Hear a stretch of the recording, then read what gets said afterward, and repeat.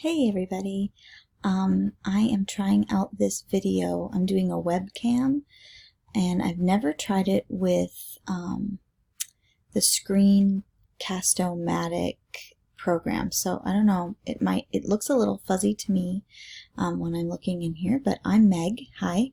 I've only met one of you, and so I hope that I've been inviting everybody to come in and see me in my office. I don't look this fuzzy. But it would be great if you came in to see me. I really, really, really would love to meet you. So I just really want to invite everybody to come, introduce yourself, we can get acquainted, and then my office is not going to be a scary place. I do have candy, so come and get a piece of candy or whatever, and we can chat. But I did want to just touch base with you. I haven't touched base with you with last week's work, and so I wanted to do that. I spent the weekend basically with you online reading all of your stuff, and I read every single thing that you turned into me. I didn't comment on every single thing, but I commented on your letters of introduction. I commented on your letters that you wrote to me, and I really felt like I got to know some of you really well just based on what you wrote, so that was really great. Some things that I wanted to talk to you about, and I just have some notes that I wrote as I was looking through your stuff, but I really enjoyed reading your definitions of justice, and I think that these definitions are going to be really important as we move forward into the semester. Maybe not right away, but as we move forward into the semester and we get into especially our second paper, these first thoughts about defining justice, you're going to want to revisit that. So those of you who took some time to think about that did a really great job, and I just had a few samples that I thought were great. Lizzie said something about innocent until proven guilty, which was good, and then James wrote something about, he did a great thing. He thought about his own life, and he wrote about an experience that happened in his family and how that illustrated actually a lack of justice. So the next time we do this exercise, and by the way, you can go and do that anytime you want. It doesn't have to be an assignment. If something happens and you're like, wow, I'm really thinking about justice right now, absolutely go ahead, go into that discussion board, and you can write the date and keep going. Okay, so that one is just open for you to do that whenever you want. I will ask you to do it again, so don't be surprised if that's another assignment. But if something is in your head and you want to record it, do it, because it will only help you later on in the semester. There was a couple people that talked about gender and race and how justice should be blind to that. There was some words that I was noticing in several people's posts, and that was like fairness and equality. Lady Justice came up a lot, crime and punishment, and some people really talked about morality and how justice has to have a moral sense. So those are the things that I read, a smattering of the ideas that you were writing about in your post about defining justice. For your voice thread, I was really the people that participated, which most of you did, which was really good. You had excellent examples pulled. I can tell that you really pulled the text apart, and I really got a handle. I felt like you had a handle on the 6 traits. Now, looking at the 6 traits in text, we're going to have some practice with that this week as well. When you're doing your mentor texts, you're going to be looking for those 6 traits as you do that. So keep that in mind, and then you're going to have to be transferring that into your own writing toward the end of not really, it's more of a revision strategy, but really toward the end of the week when you're going to do your brain dump, you're going to want to be thinking about those 6 traits there as well.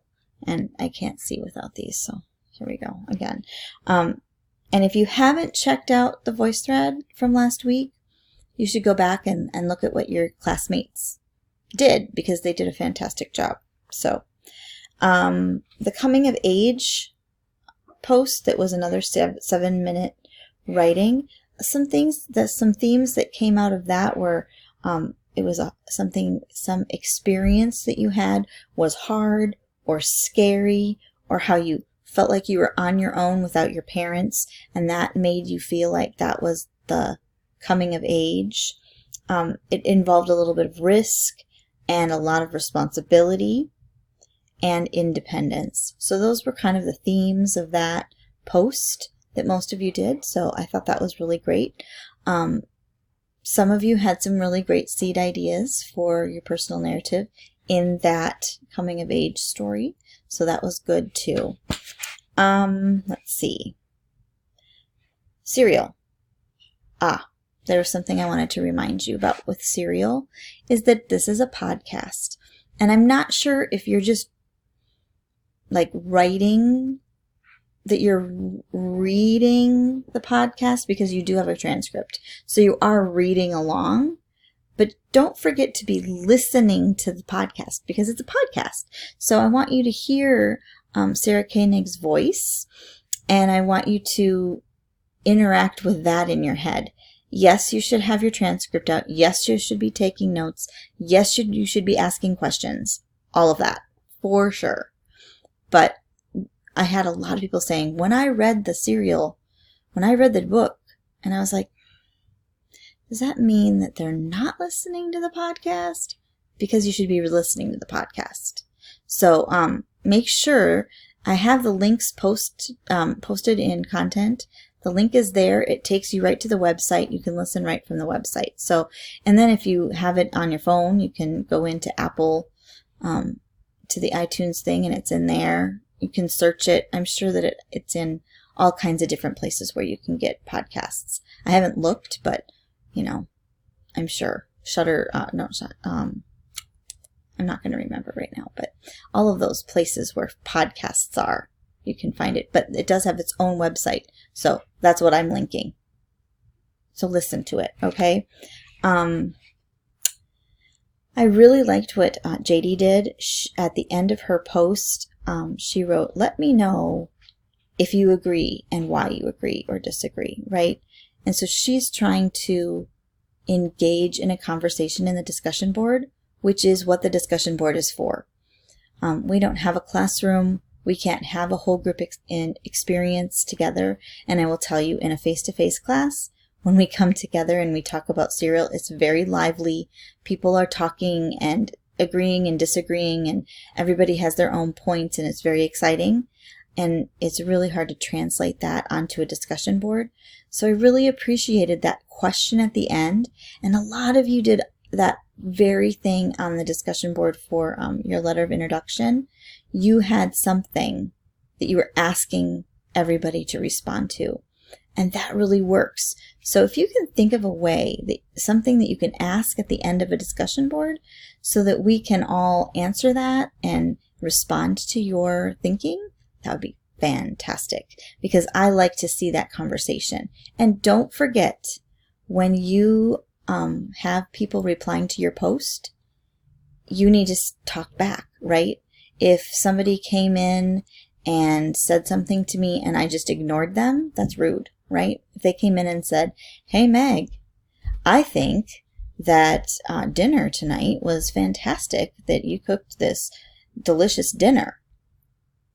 And I just was like, crickets. They'd be like, whatever, right? She's rude. Same thing in a discussion board. If somebody says, I agree with this, and I'm wondering about that, and some people are asking people questions about what they posted, and nobody responded to their posts. One person, I'm so sorry, James. James is the only one that responded to the people that commented on his post. Everybody else ignored them. And so don't forget that that is a requirement. If you have 5 people reply to you, then you need to reply to those 5 people. That's just being polite. And don't forget also, that you're required to reply to 3 of your classmates. That is part of this assignment. You are answering the post, like the prompt.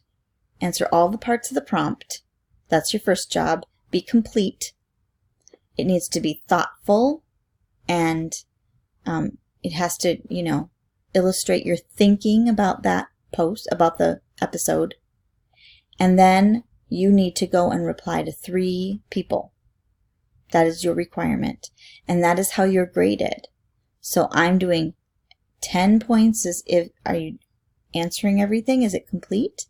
10 points about how deeply you're thinking about it and you're using critical thinking and you're engaging with the content. And 10 points are if you're replying to other people's posts. If you don't reply to everybody, if you don't reply to those 3 people, there's no way to get higher than a D on this assignment. So remember to be replying. And I did post a rubric that I loosely use, but I gave it to you so you know what I'm looking for on that. So that I posted that in the serial space. Okay. I think, and then the Good Muslims stuff. I want to tell you what I did. What I did was I read everything. I did a little comment. I did not rip apart your writing or anything like that.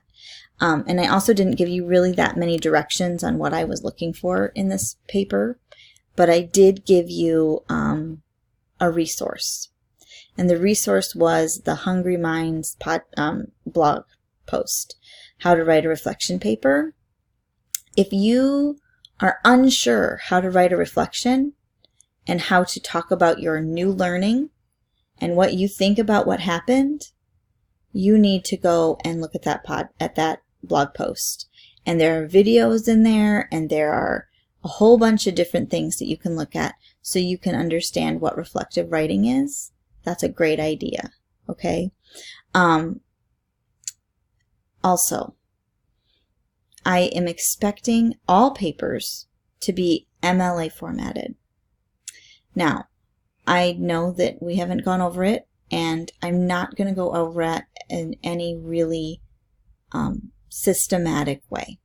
I know that some teachers in high schools and even some college professors go through and quiz, and they try and make you memorize how to do MLA. I don't do that because MLA standards change every year. They revise them. They put out a new book. It's sort of a waste of time to try and memorize everything, but there is a resource called the Purdue OWL. You can Google it, and I'm going to be referring you to that Purdue OWL all the time for your MLA formatting. So for your papers should be 12-point font, right? Times New Roman font as well, okay? Should have 1-inch margins. It should be double spaced.